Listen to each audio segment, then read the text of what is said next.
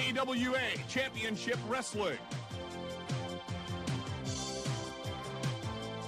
The AWA presents the greatest stars in professional wrestling, bringing you the best in mat action.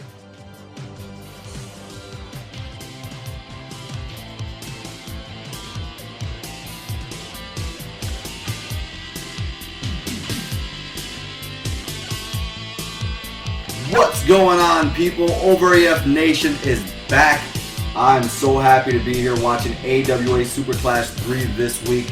I think we're going to get a little bit further into this and really kind of digress our feelings about it. But I'm here this week with my co-host. It's me, it's DDG.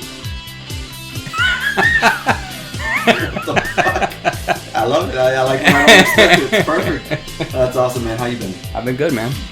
You know, it's when I ask Danny how you been, it's not like we've been hanging out every single day and we know everything. It's honest how you been, because this fucker put something on Facebook the other day. Oh, I'm out. By the way, we live in the same neighborhood. Yeah. 2 blocks. I'm like, you can't even invite me out. He goes, I can only handle you 1 hour a week. I can't be with Thorn any longer. So yeah, I really do mean how you've been. What's been going on with you the last week? Everything's good, man. You know, just enjoying my couple of days off, Mondays and Tuesdays, and you know, just chilling, man. Looking forward to the show. You know, looking forward to fire you on air for picking shows. We had a board meeting, and we'll let you know the results in a bit. Right. That's true. I gotta admit, I'm not the best at picking shows. I overthink it, and instead of going directly to my favorites, I start to say, what's a good event from here? What can I find that I've never seen? Sometimes there's reasons you've never seen events. Exactly. But I've always heard that AWA SuperClash 3 holds a lot of importance. Okay. Even though I don't hear about SuperClash 1, 2, or 4, I always hear about 3. And I think there's a reason. We'll get into it a little bit later. But what's been up with the last episode? What was your feedback on WCW Super Brawl 6? I think people, the thing that they liked the most was how angry you were. Yeah, the anger of Thorn was like, we should name that episode that, the anger of Thorn. Right. Yeah, that was funny. Just Hogan's antics, man. That was unbelievable. Yeah. I actually went back and listened to some other podcasts that reviewed the show, and they were not as harsh on it as I was. But revisiting these things later on, I just can't believe what Eric Bischoff let happen. Yeah, so many times. But beyond that, we're at a healthy 900 plus downloads for OverAF. We are fast approaching 1,000. I have no doubt that this episode right here is going to bring us to 1,000 downloads. Yeah.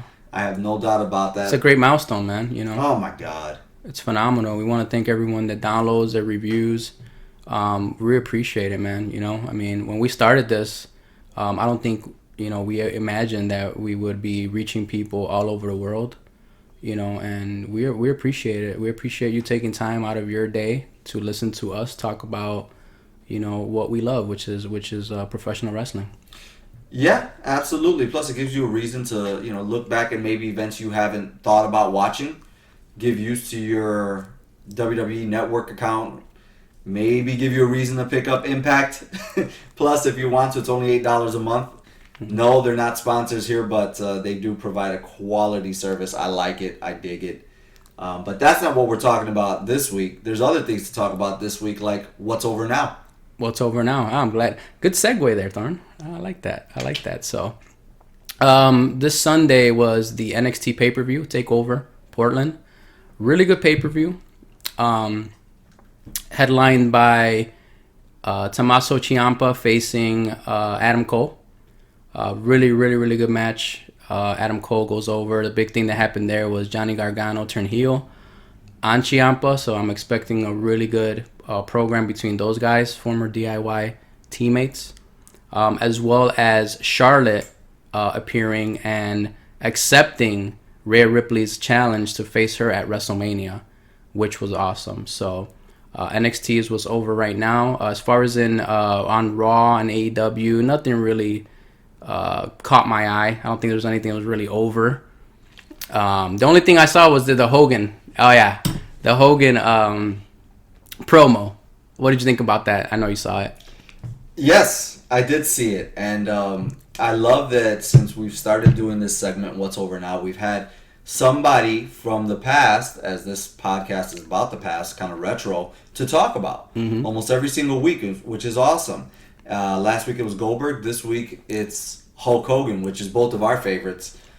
But I gotta tell you, man, with the power of Goldberg, brother, I couldn't do it. Yeah.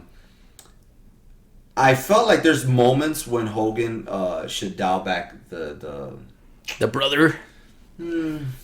There's a word. I guess the gimmick. I guess I could say the gimmick. Dial back the gimmick. Dial back the lingo a little bit. Sure. Because his responses seem canned. Like he knows what he's gonna say already. It's not organic to the question. Right. And in a segment like that is pre-taped, you want it to seem as real as possible. So I don't know if you remember Vince McMahon interviewing Hulk Hogan backstage before WrestleMania 8. And they were both sitting in chairs, and Hogan's really serious, talking about his retirement. And I thought that's what this should have been, to take a more serious tone. But here's something that's really telling. Hulk Hogan sold The Fiend more than Goldberg sold The Fiend. He did. You know? He looked scared. He looked like, I'm not going to deal with this right now. No way. Versus Goldberg, who laughed at The Fiend. So, am I happy to see Hogan on WWE TV? Sure. Is it the same old shit? Yes, it is.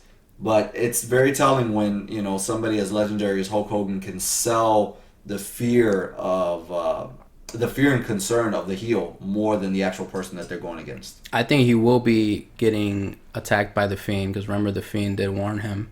He's like, be careful. Well, what's going on? Is it Hulk Hogan in Goldberg's corner at Super Showdown? I mean, why else would you have The Fiend have interaction with John Cena, Goldberg, and now? I don't think so. Hulk Hogan. I mean, you know, Hogan's going to be probably at that Super Showdown. Yeah, he's there. So what I'm thinking is he's going to come out and he's going to do something where he's going to, you know, cut a promo or whatever, and then the lights are going to go out. The Fiend's going to come and attack him. I mean, he's got the mandible claw. Hogan can sell that. Oh, definitely. You know, we're not talking about anything difficult. All he has to do is slowly lay him down. The lights are going out. So there's a lot of gimmicks going on. So it can totally be done. Yep, I agree. So I think that's what's going to happen there. Anything else? Yeah, I mean, other than that, you know, Randy Orton's program, we haven't seen Edge on TV. But he has beat up Matt Hardy in 2 weeks in a row, which I know that makes you happy. He came out in a neck brace. Oh, my God. He hit him with the RKO again, but he cut a pretty good promo. But. I saw a tweet. Yeah. Like, I got a notification saying that they're taking on each other in like a no-holds-barred match, or was it that? Hardy and Orton? Well, no, he couldn't wrestle him because he's hurt. So who took his place? Nobody did. Oh, wow. No, he just RKO'd him. Wow. But, because I don't know, with Matt Hardy, I think his contract's up. I don't think they're going to do anything, but... And we keep saying it, and he keeps coming back. We'll see what... Hey, money changes a lot of people's minds, man. You know? I heard rumors that WWE's trying to hold him back because for, I want to say a while, excuse me, he wasn't wrestling as Matt Hardy. He was wrestling as Broken Matt Hardy, or Woken, whatever the hell. Woken. So it doesn't count. They're really trying to fuck him over, dude. Yeah. They don't want him to go to AEW or anybody else, you know? Well, because he will get a pop over there. That's the fan will base. And he'll get that creative control of his own character. I mean, that Hardy gimmick, that thing is not popular anymore. The Broken stuff is what people want to see now. You know, the Hardy Boys were popular when we were, you know, I did see. Like, I passed by something on YouTube where it was like, I was broken, then woken, now I'm... He had something else to say about it. I don't know. Unemployed. Yeah. Unemployed Matt Hardy. That is the next one. Yeah. That is the next gimmick. Unemployed Matt Hardy. With a plastic cup outside of McDonald's asking for quarters. Pretty much. That's what he seems like. Yeah. A man in his own world, right? That's wild. Thank you for the update, though. No problem. Appreciate it. Next week is Super Showdown. Yeah. So we'll be talking about that on the next podcast a little bit, you know, on what's over now, the results, and so forth. For sure. With all that being said, we have to move on. Do we have to? To AWA SuperClash 3, an event that was born out of necessity for the smaller, dwindling companies that were once thriving to come together. Right. WCCW had to come together with AWA and take against the big monster, the King Kong monster, which was the WWF at the time. Right. Yeah, it was a unification, match, I guess. Yeah, so you would have like one WCCW match, one AWA match, one WC, and so back and forth. I can't tell you how many times in the commentary that Lee Marshall tells us that both of these men have beat Ric Flair, Hulk Hogan, and Randy Savage. They're constantly mentioning this versus on WWE. They don't mention anybody. They no-sell everything outside of that WWE universe. They don't have to. They don't have to. Yeah. When you're number one, you never have to mention number two. Why would you? Yeah, why give them exposure? And it's constant. Yeah. It is constant here that they are mentioning WWF superstars. And it's really odd, but what I was going to say is that it's so jarring to see their presentation versus WWF's presentation in the same era, the same year, the bright lights, the entrances, the music. This is like an expanded indie show. 100%. But, I mean, look at the stars that are in the show. Also, there's a lot. I mean, come on. You got Cactus Jack. You have Ivory, who's on here as Lisa. That's Ivory. Nina is Ivory. I couldn't believe it when I started. Like, wait a minute, I know her. I was like, that's Ivory. Ivory's in there. Medusa. Yeah, Luna Vachon. Wendy Richter. So you have a lot of like female stars. Yeah. A young Jeff Sheik. Jarrett. Yeah, Jeff Jarrett. Yeah. Sheik is here. The Sheik. Slaughter. I mean, Michael P.S. Hayes, one of my favorite, the Freebirds. So there are a lot of stars. A lot of stars, man. Rock and Roll Express, one of the best tag teams ever.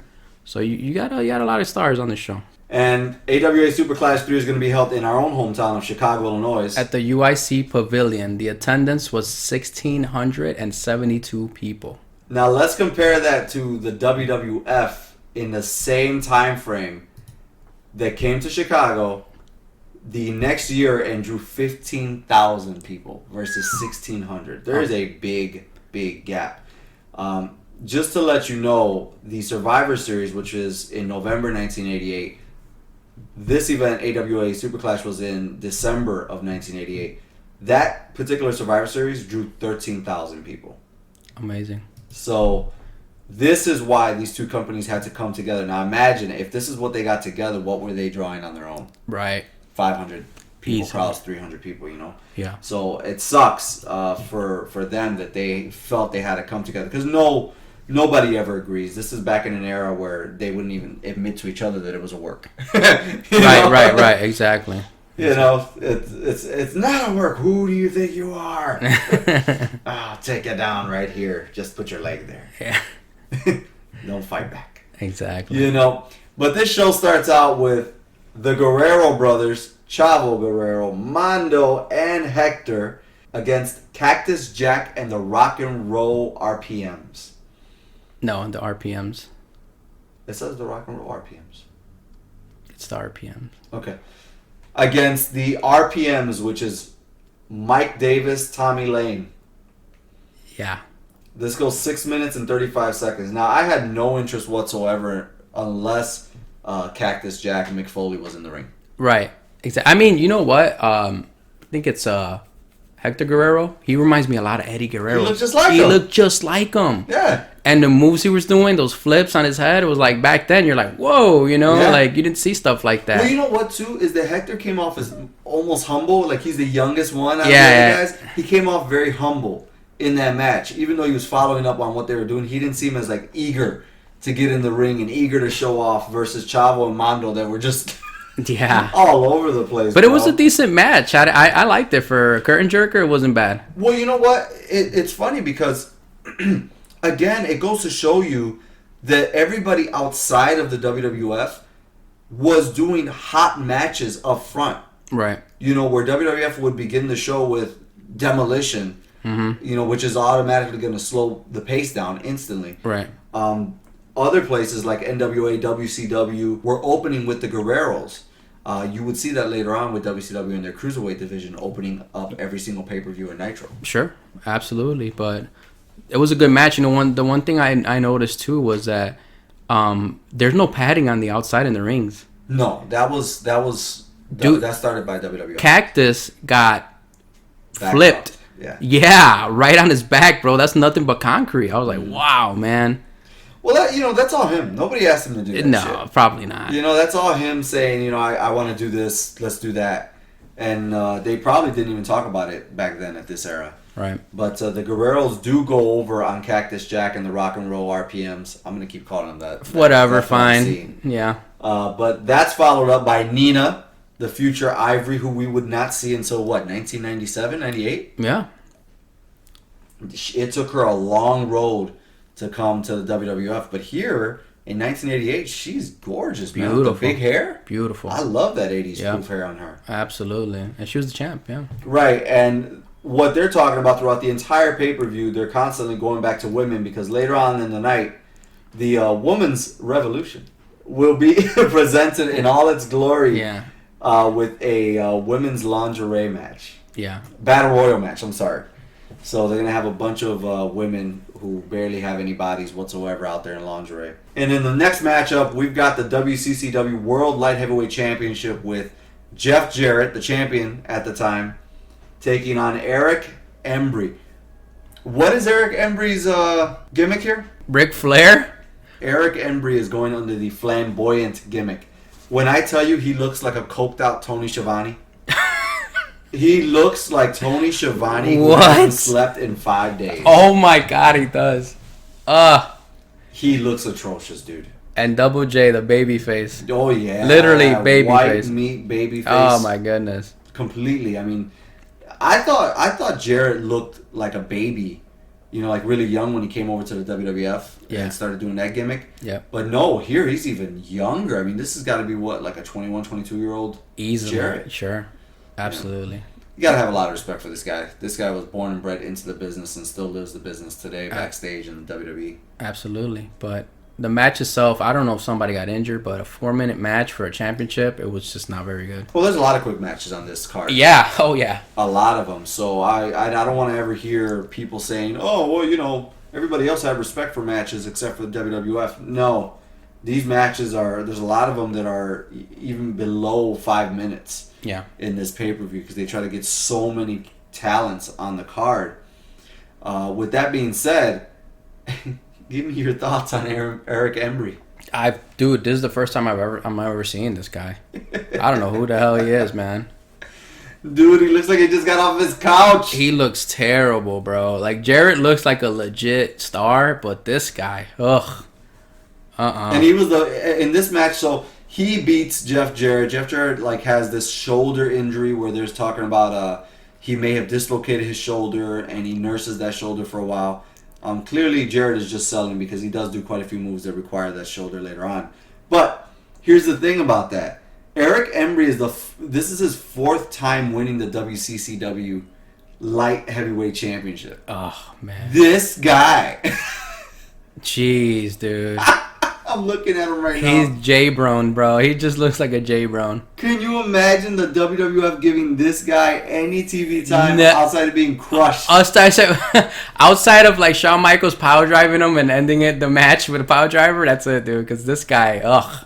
Yeah, it's not good. This match finishes in 4 minutes. It's for that light heavyweight championship. I'm sorry Jeff ever had to do this. Yeah, it's awful, man. No, literally, his post-match interview ringside looks like he's drunk. Then we're followed up with the interview of the night with the terrorist.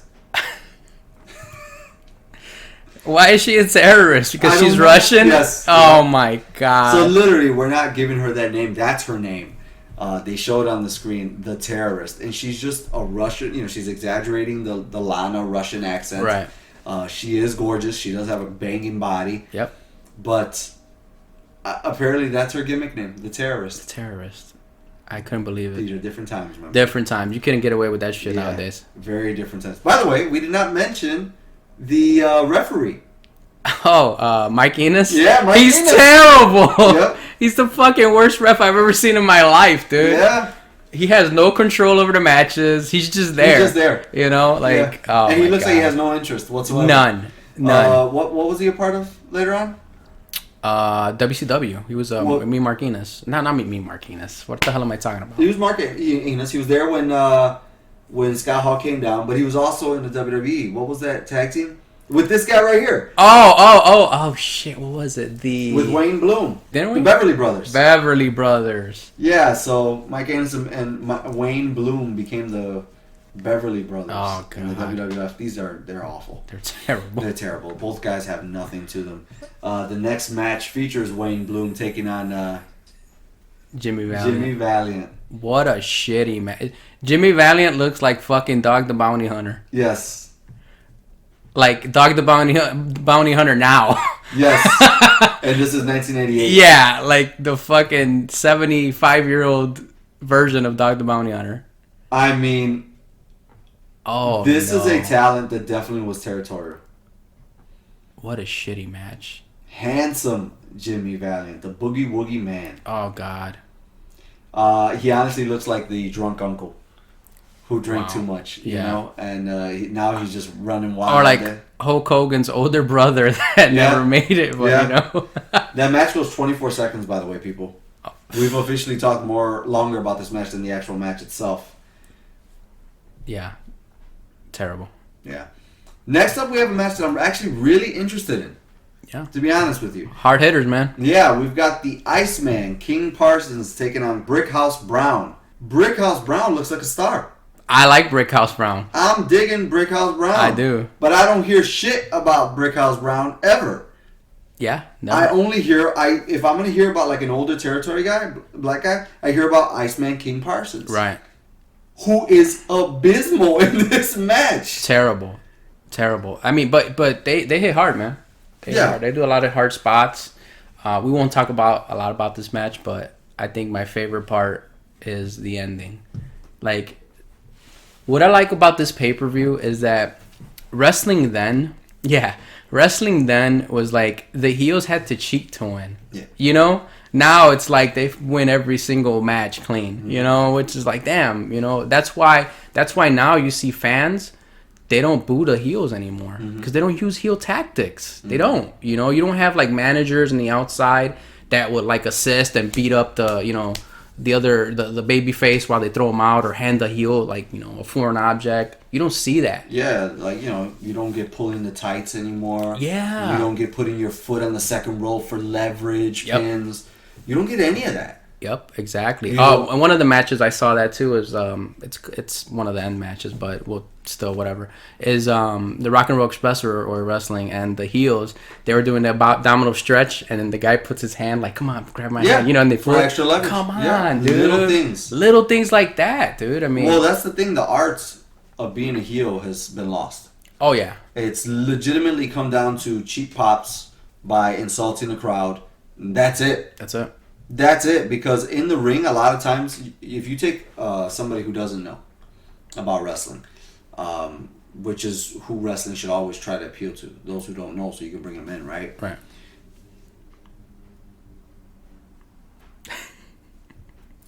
Touched them like this and you were flying. Feels like a delayed effect. I wonder if Brickhouse is brand new. He's got to be green because he's not like picking up on everything that Ice does. But he looks like a star. Oh, he looks like a star, yeah. But somebody like Corbin, all he does is have to go out there and talk, you know, bad about the people. If you join it, you literally look at him and say, "Oh, okay, he's another wrestler." Yeah. Like if you don't catch his heelish promo, I guess you don't know. By his in-ring actions, you just don't know. Yep, I agree. Corbin is another one that I feel like he could have been one of those guys that was just like a heel manager, you know. What made Seth Rollins a heel when he was champion? Like his 2015-16 run or whatever. What you mean when he turned on the Shield? That's why, because he turned on. Yeah, but in his matches, what made him a heel? He was still bouncing off the rope. He was doing the high same spots, doing everything. Same things. I remember. Yeah. I tuned in for the Night of Champions pay-per-view, where Rollins took on John Cena and then Sting. Yeah. The reason I bring up Seth Rollins is I remember him being a heel when I watched Night of Champions. I tuned in to watch Sting have his match, right? Mm-hmm. But he, at the time, had both titles, the United States and the World Heavyweight. He did a whole bunch of high spots against Cena, which made him look like this underdog babyface. Right. He gets beat by Cena. Sting comes down, and he does even more high spots with Sting, again, making him look like this underdog babyface. I don't understand. I remember watching and saying, why is he doing this? Why isn't he raking the eyes? Right. Why isn't he choking Sting more? Why isn't he, doing these, grabbing the tights of John Cena? Choking him on the ring ropes for like 4 seconds and letting him go. Like, scraping his eyes against the rope. Why isn't he doing heel tactics? Because as far as I see, this is a really good wrestler in the ring with these other guys. Yeah. I just don't get it. But, back to this pay-per-view, you're right. You can clearly watch every match and know who's the babyface and who's the heel. You know why, too, is just like we were talking earlier, is that they take their time.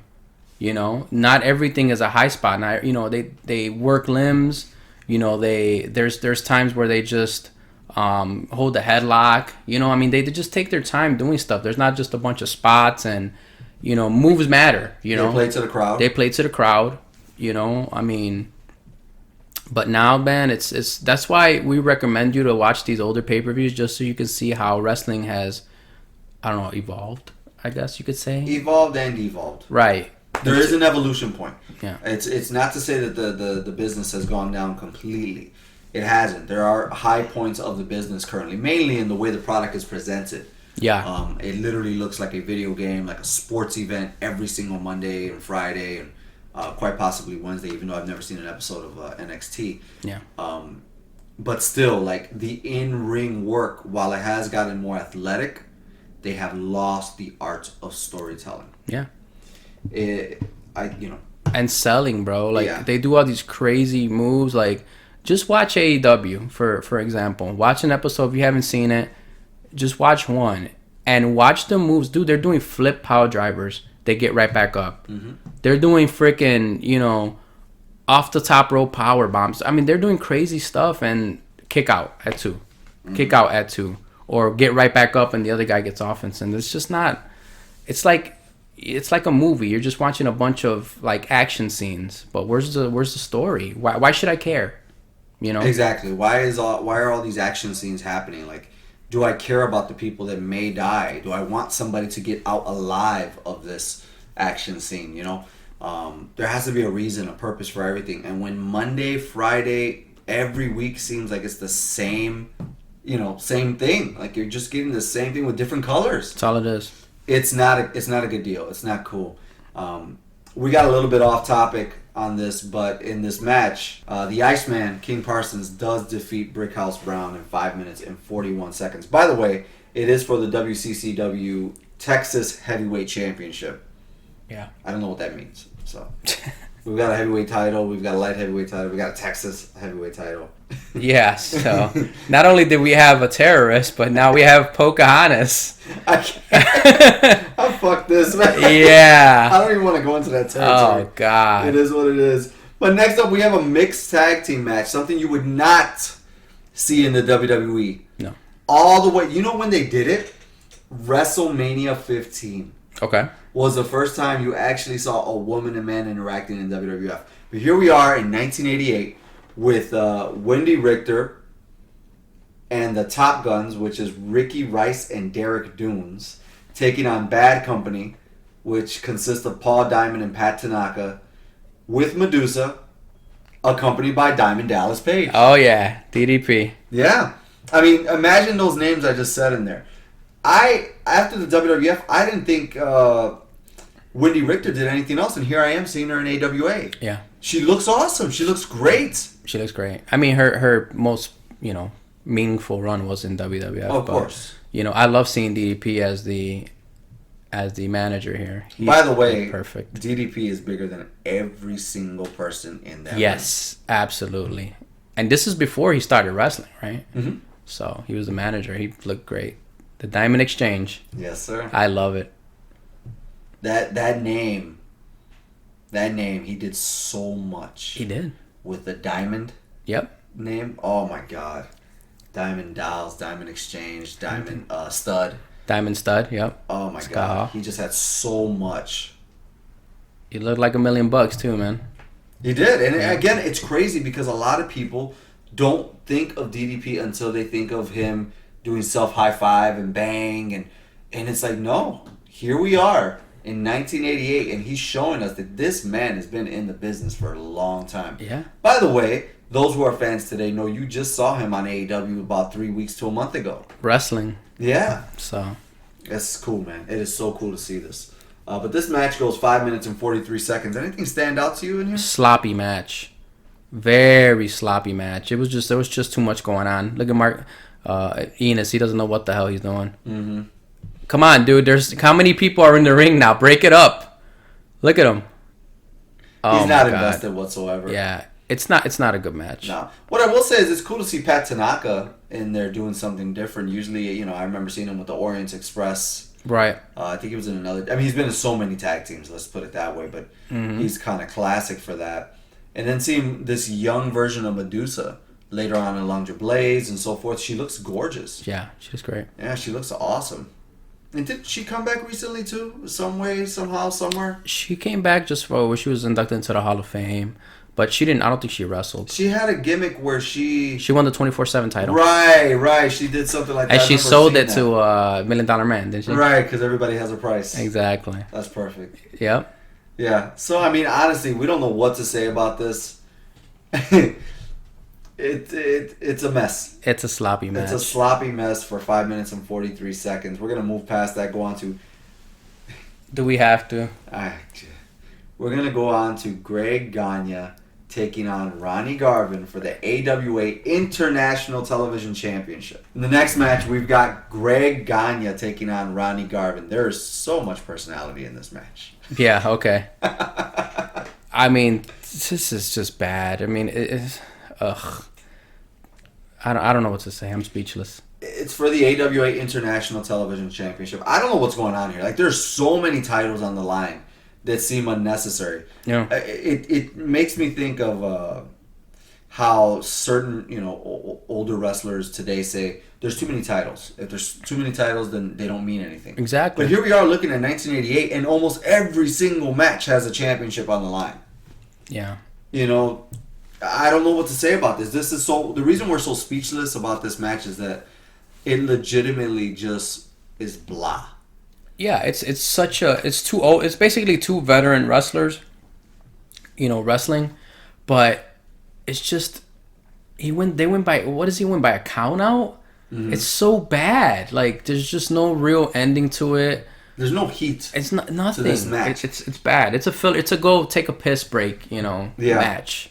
And that would be a lot of Ronnie Garvin's match. I mean, a lot of times I remember as a kid seeing him come on TV and me saying, "I'm waiting for you to give me a reason to like you. No, I'm waiting for you to give me a reason to cheer you."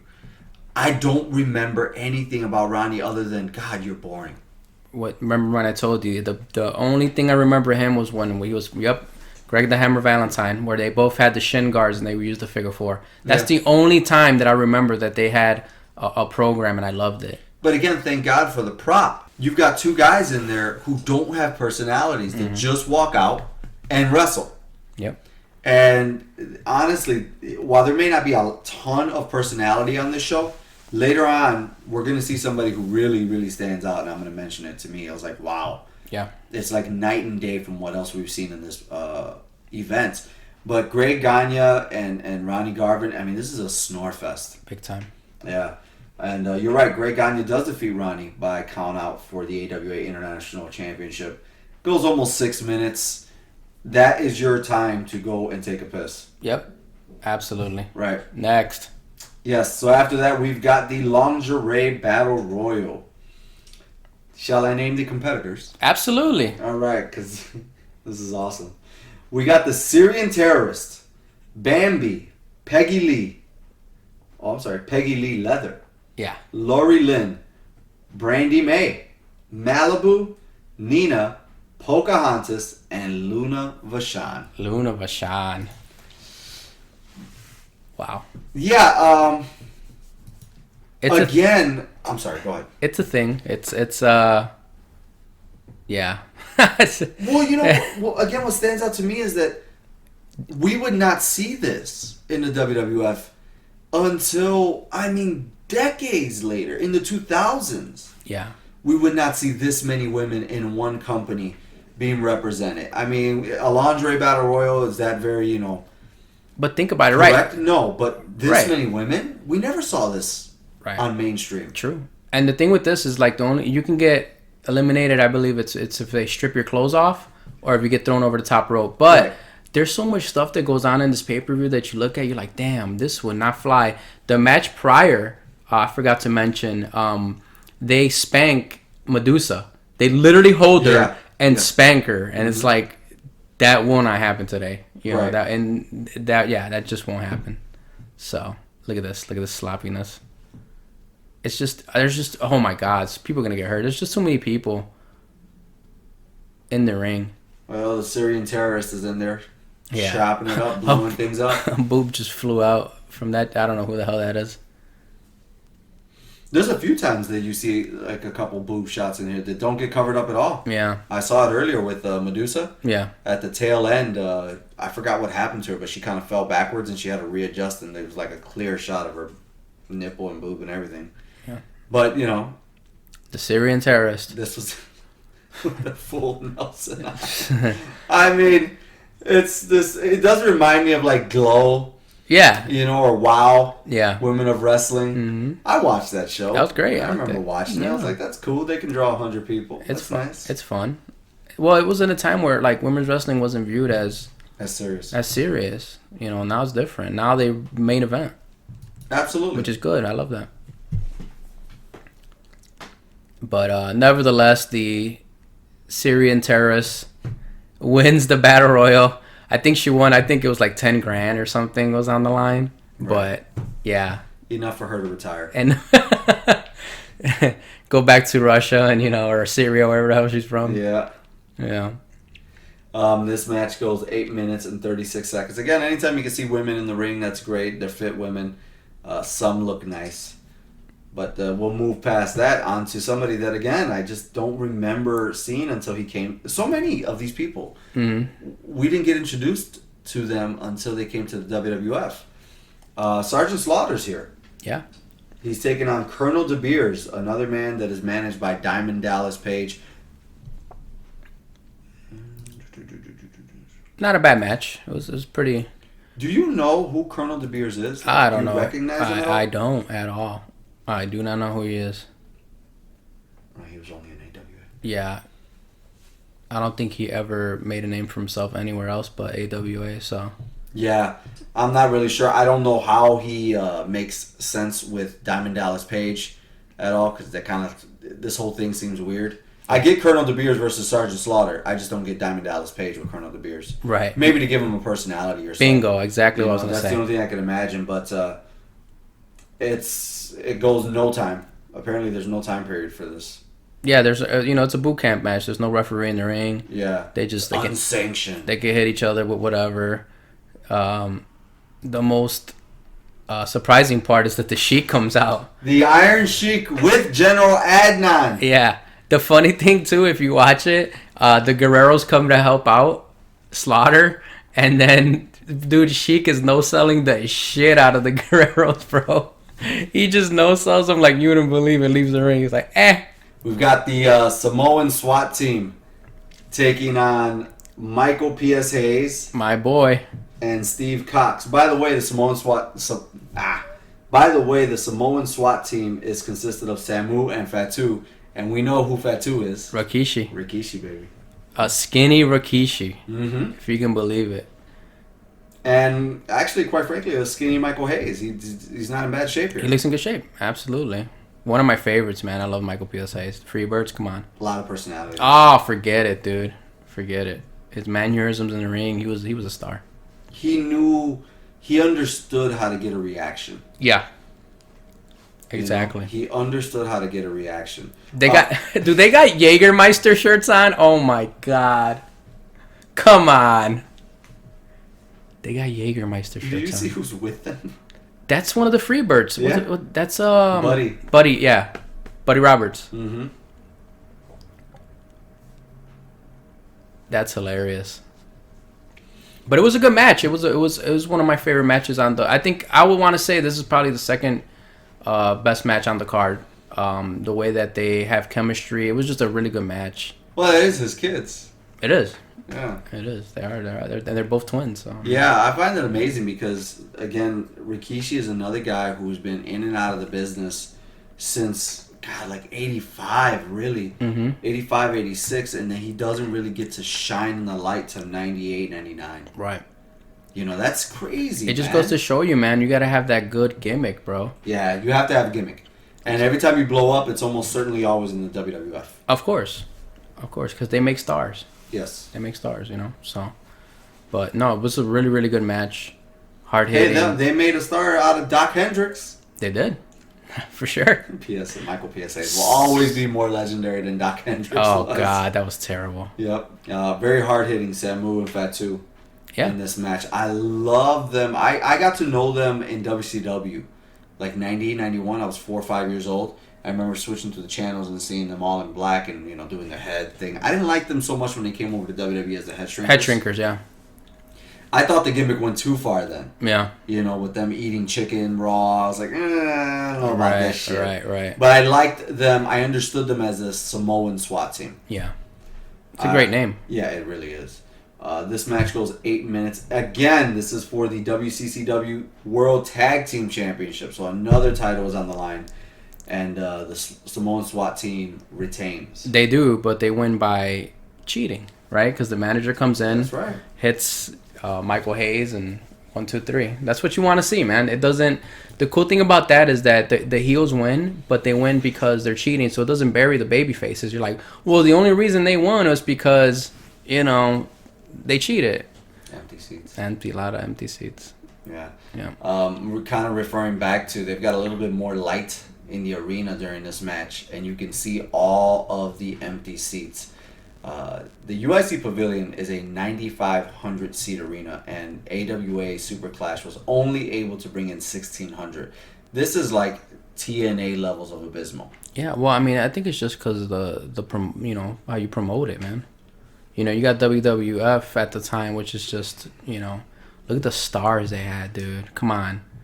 The Mega Powers were in that pay-per-view. This was the time where the Mega Powers Come were on, together. bro. Oh, dude, no, there's no competition, bro. Absolutely Right. no competition. Right. Well, like we said, this match goes 8 minutes. We're coming down to the wire on this because next up in an Indian strap match, a Yappa Pie Indian strap match, we got Wahoo McDaniel taking on Manny Fernandez.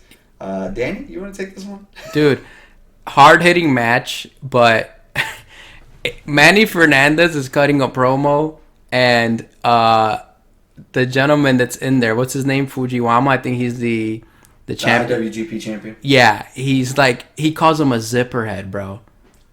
I could not believe it. I was like, what?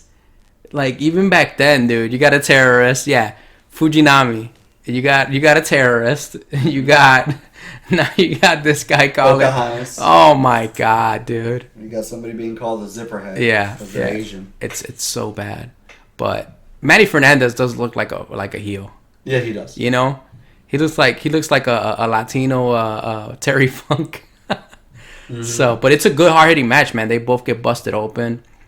The chops that they do and the hits with the strap are devastating, man. It's a pretty good match.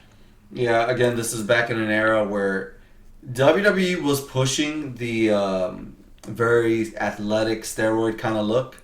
Yeah. The cut up look that is not existent here just yet. Oh no. Most of the guys in here they're out of shape. They're tough. They're strong. They're solid, but they're definitely, you know, drinking beer and eating whatever the hell they want. Yeah, it's a different time. It's a different time in wrestling. I got to be honest with you, man. I was busy during this match. I don't know what happened in it. Yeah, like I said, just a lot of hard hitting, bleeding, and yeah, it's a match. well, Wahoo McDaniel takes it as he should in this Indian strap match, and the match that I wanted to see. This is why I picked this pay-per-view. Yes. The title unification for the AWA World Heavyweight Championship and the WCCW World Heavyweight Championship held by Kerry Von Erich and Jerry Lawler. What did you think of Kerry Von Erich? Like, when you saw him come into the ring, what did you think about him? He looks like a star. Yeah. He looks like if this was developmental, you'd say, oh, that guy belongs in WWF. Yeah. That he belongs where those guys are, where all those fit big guys are. he may not have a lot of personality. I noticed when he grabs the mic that he's not really a talker. But if he doesn't have to talk, he's gold. He's gold. Because he's got the goods in the ring. He knows how to sell. He's got the look, man. He's got the look. He's got the move set. I mean, he's gold. He's Ultimate Warrior if Ultimate Warrior was a good wrestler. That's a pretty good comparison. He's Ultimate Warrior if Ultimate Warrior couldn't cut a promo. I put it that way. Because the way you just said it put Warrior lower than Tornado. And I've got to put it Sorry. Warrior is above Tornado. All right? Sure. Right. But no, honestly, he looks like a star. He looks like he belongs in the bright lights, not in this dim setting. This man is cut up. He looks like an action figure. Yeah. And you know what? And Lawler, we'll talk about Lawler too. Lawler he may not look like Kerry Von Erich, but he looks like just a pro wrestling heel, man. Mm-hmm. Like a champion, like a bad guy. And confident. Confident, dude. His promos are like, I'm going to beat this guy. Yep. You know, he's good and all that, but I'm going to beat him. He's just, I love Jarrett the Lawler. He was awesome. And again, like before we pressed record, I told Danny, I wish I would have seen and had this impression of Jerry Lawler of being this good, this cocky, this type of heel, rather than that funny, over the top slapstick heel that we got in the WWF. Yeah, he was Jerry the King Jester. Yeah, I mean, my thing was, I remember here was my first impression of Jerry. I didn't see him come in at King of the Ring. I didn't see any of that stuff. I saw him like in a Kiss My Foot match with Bret Hart. Right. And then I saw him out there with Doink. And then I tuned in another time and saw him like at a Survivor Series, and I tuned right out. Yeah, he fought Taz and he fought, in the more later years. But when he did fight Bret Hart, his promos again on the Hart family were they're really good, but they were so high pitched over the top, like he's always on, like as if he was a toy and somebody pulled his zipper, pulled the pull line, the voice box. That's what he felt like. But here, this man he's confident. Mm-hmm. And oh my God, that AWA championship, is that not gorgeous? Phenomenal, dude. When you look at some of the messy ass busy designs that we have today, that just stands out. That I would put that second to the WCW World Championship. Oh, you would put the WCW Championship first? Absolutely. I'd put the Winged Eagle first. No, that WCW Championship just looks like you're the man. The original one, or the one that WWE ended up making? No, the original. No. The original one. The original one. The one that Hogan had. The one that Goldberg had. That one, dude. That's the title, with bro. The bent top? That's the one, man. That's a big ass championship. But this one, that's gorgeous. That looks perfect, bro. Yeah. That and the I always loved the Intercontinental title. Yes. With the different colors. Remember we were talking about how Warrior had the yellow, the blue straps. Oh, dude, those. Oh, that made it stand out. I loved it. The white one, the all white one. I think Shawn Michaels had that one, right?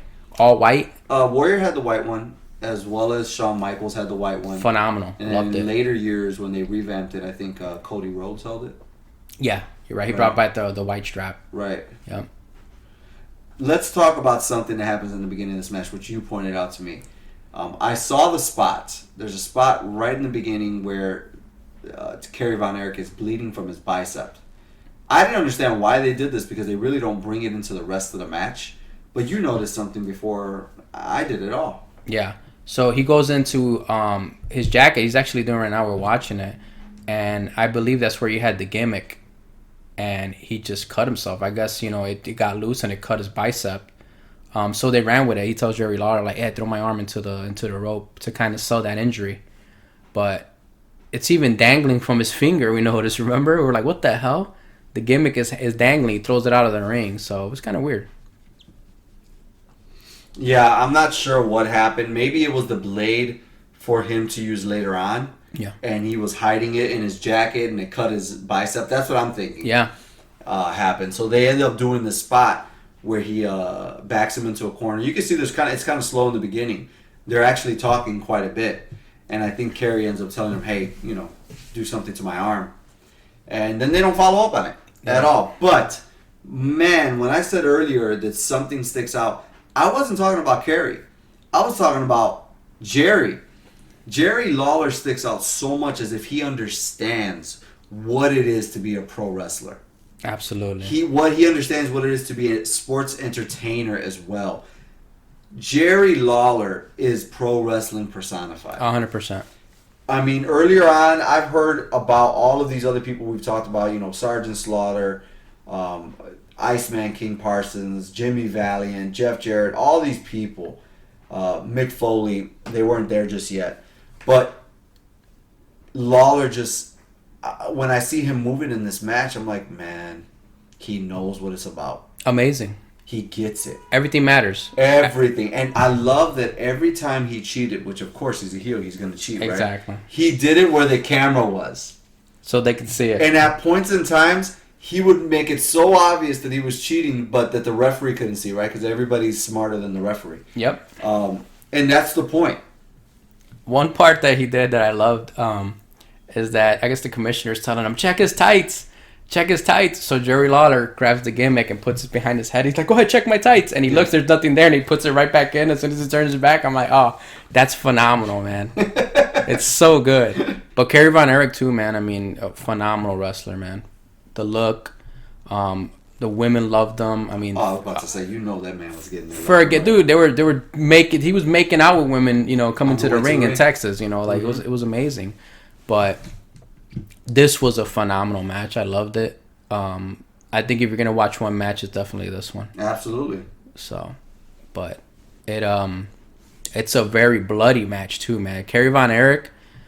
I mean, the way that they, you know, because the match ends basically because it stopped because he's bleeding so much.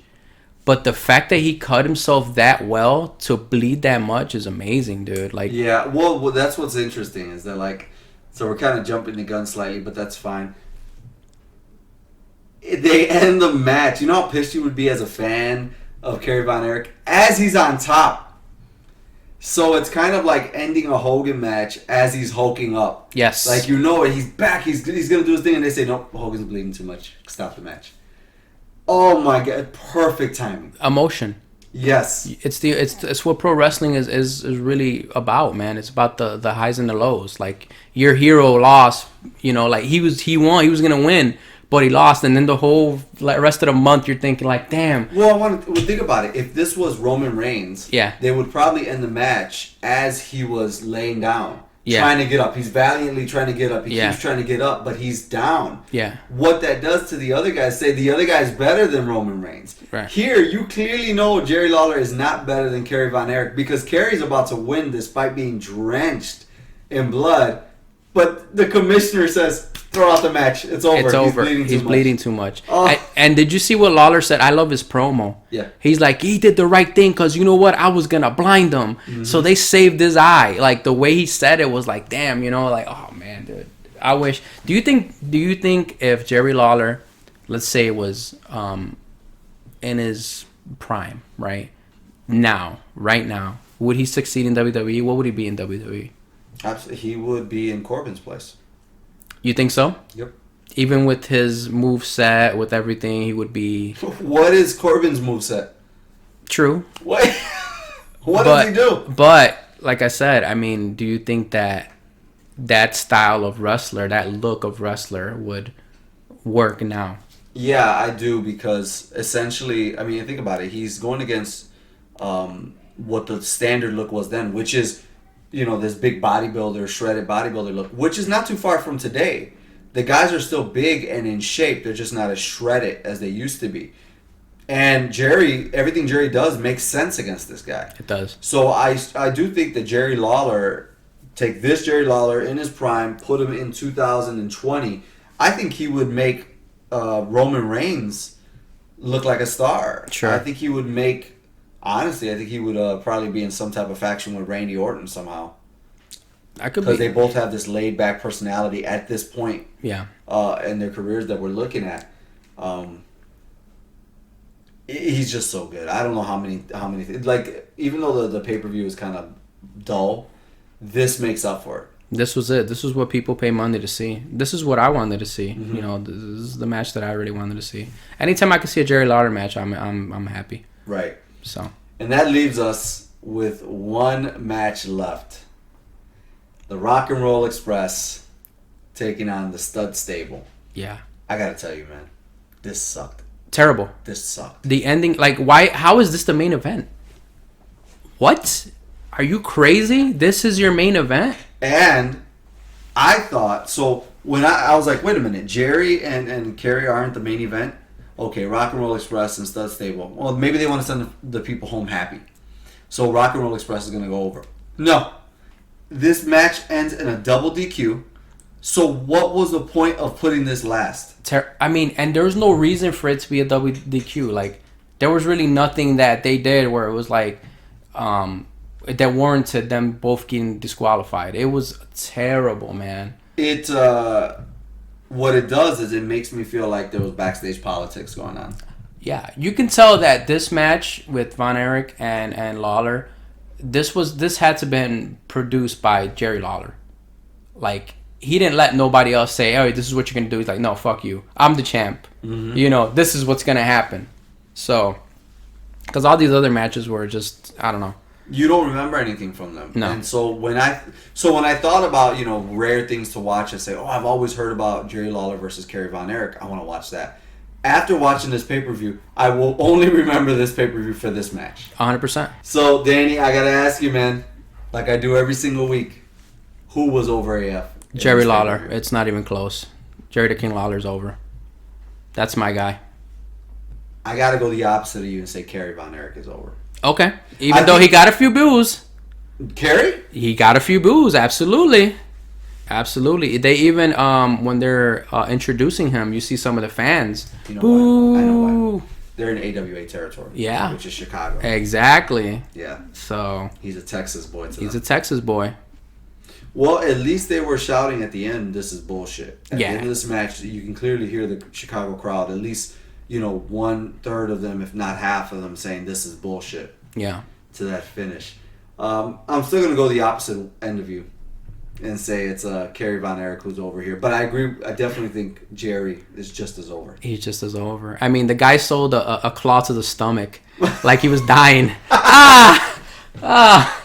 Yeah, it was so funny, dude. I loved it. It was I so thought good. that was so cool, man. Yeah. At least we're in the same match with our picks of who's over AF. Before we hit WrestleMania season, because that's where we're going, baby. Oh, yeah. We are going to visit TNA and go with Against All Odds 2012. This event's held in Orlando at the Impact Zone. Thorn, why did you pick this pay-per-view? I want to from now on, I'm going to fucking ask you, what were you thinking and why? That's it. I'm going to police your ass, motherfucker. All right. So I'll tell you why. I picked this pay-per-view because there's a match that features Hulk Hogan on the outside of the ring as well as Eric Bischoff. Okay. On the opposite end. So one of the matches is Gunner, represented by Eric Bischoff, taking on Garrett Bischoff with Hulk Hogan. Of course, father and son aren't together here. Also, I kind of wanted to see this era again. All right. And the main event features Bobby Roode, Bully Ray, Jeff Hardy, and James Storm with Sting as the special enforcer. Okay. So you can't tell me that doesn't at least sound somewhat entertaining. Sure. Die. We'll see. Yeah, we'll see. Other matches on the card include a three-way match between Kazarian, AJ Styles, and Christopher Daniels, Austin Aries and Alex Shelley, Gail Kim and Tara. It is a 2012-ish TNA event. It's the Hogan Bischoff era. By the way, it's dwindling down by that point. Yeah. It's not as hot as it was at that point at all. But I'd like to see that. Okay. Because the last time we watched TNA Hogan era where it was hot. Yeah. Where it was getting people all over the internet and ABC to talk about it and all these special guest appearances. Right now it's just like, okay, the Hogan Bischoff experiment is not as grand as we thought it would be. So it's on its downward spiral. I kind of wanted to visit that. Okay. Fair enough. And then next week what we're going to do is we're going to fill you in on our WrestleMania season episodes. Oh, yeah. That's going to be good. Yes. Do you want to give us a preview of maybe one of your favorite WrestleManias right now? I want to say, I don't think we've done this. WrestleMania 13? We haven't done any Manias. Okay. WrestleMania 13 was one of your favorites? Yes. Did you attend that event? I did not. I did. Okay. I fell asleep. Really? Yes. All right. I fell asleep during the LOD street fight match. Yeah. That was early on. It was only like the second match. Sure. There was other matches before that. Yeah. I woke up. I saw Austin and Bret Hart. That's the one, man. Right. I saw that. I was like, oh my god, this is a crazy match. That's so the cool. one. Yep. And then I remember dozing off during the Undertaker Sid match. I guess. Yeah. I guess. You know. All right, people. Thank you so much for tuning in. I can't wait to share our milestone of 1,000 episodes with you. If you do have a business and you'd like it to be advertised on this podcast, please write to us at OverAFpod@yahoo.com. Follow us on Twitter and interact with us at OverAFpod. And also visit OverAFpod.com to listen to all of our episodes from episode 1 to our current season. We'll see you next week. For Alex Thorn and Danny Garcia, we are Over AF.